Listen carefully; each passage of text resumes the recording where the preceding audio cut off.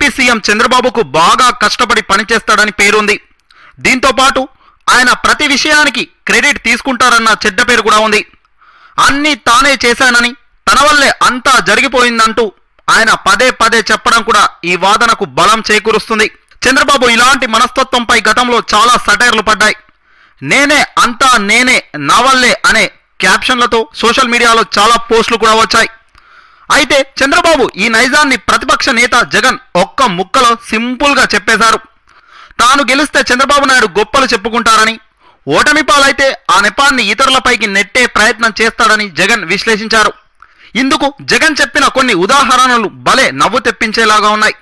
ఇంతకు జగన్ ఏం చెప్పారంటే, చంద్రబాబు తాను ఎన్నికల్లో గెలిస్తే పివి సింధుకు బ్యాడ్మింటన్ను తానే నేర్పించానని చెప్పుకుంటారు. బిల్ గేట్స్కు కంప్యూటర్ను కూడా తానే నేర్పించానని, సెల్ ఫోన్ను కూడా తానే కనిపెట్టానని చెప్పుకుంటారు చంద్రబాబు నాయుడు అంటూ సటైర్ల వర్షం కురిపించారు వైఎస్ జగన్.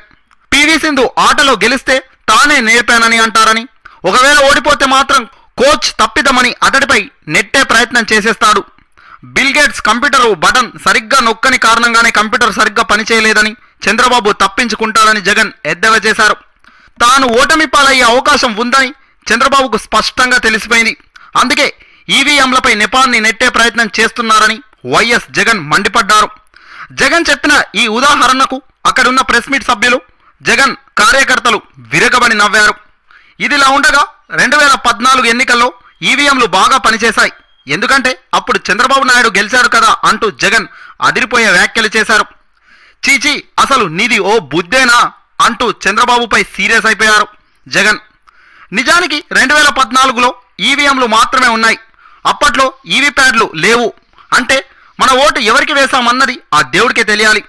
కానీ ఇప్పుడు పక్కన స్పష్టంగా చూసుకుంటున్నాం ఎవరికి ఓటేశామన్నది. అసలు ప్రస్తుతానికి ఎక్కడి నుంచి ఆరోపణలు రావట్లేదు, ఒక్క నారా చంద్రబాబు దగ్గర నుంచి తప్ప. దీన్ని బట్టే అర్థం చేసుకోవాలి చంద్రబాబు ఎంతలా భయపడుతున్నారో. చంద్రబాబు ఎంత భయపడినా చివరకు ఏపీలో వైఎస్ఆర్ పార్టీ అధికారంలోకి రావడం ఖాయమని అంటున్నారు ఆంధ్ర విశ్లేషకులు. బాబు ఎన్నో మాయలు చేయబోతున్నాడు, ఎన్నో మంత్రాలు చేయబోతున్నాడు. కానీ మాయలు మంత్రాలు జగన్ ముందు తుడుచుకు కొట్టుకుపోతాయంటున్నారు వైసీపీ నేతలు. ఏపీలో జగన్ గాలి విస్తృతంగా పాకింది. ఇప్పుడు జగన్ని ఎవరు ఏమి చేయలేరు అంటున్నారు. చూద్దాం మే 23న ఎవరి రిజల్ట్స్ ఎలా ఉంటాయో. మరి ఏది ఎలా ఉన్నా మన సపోర్ట్ మాత్రం జగన్కే. జై జగన్, జగన్ రావాలి, జగన్ కావాలి. ఏమంటారు మీరు?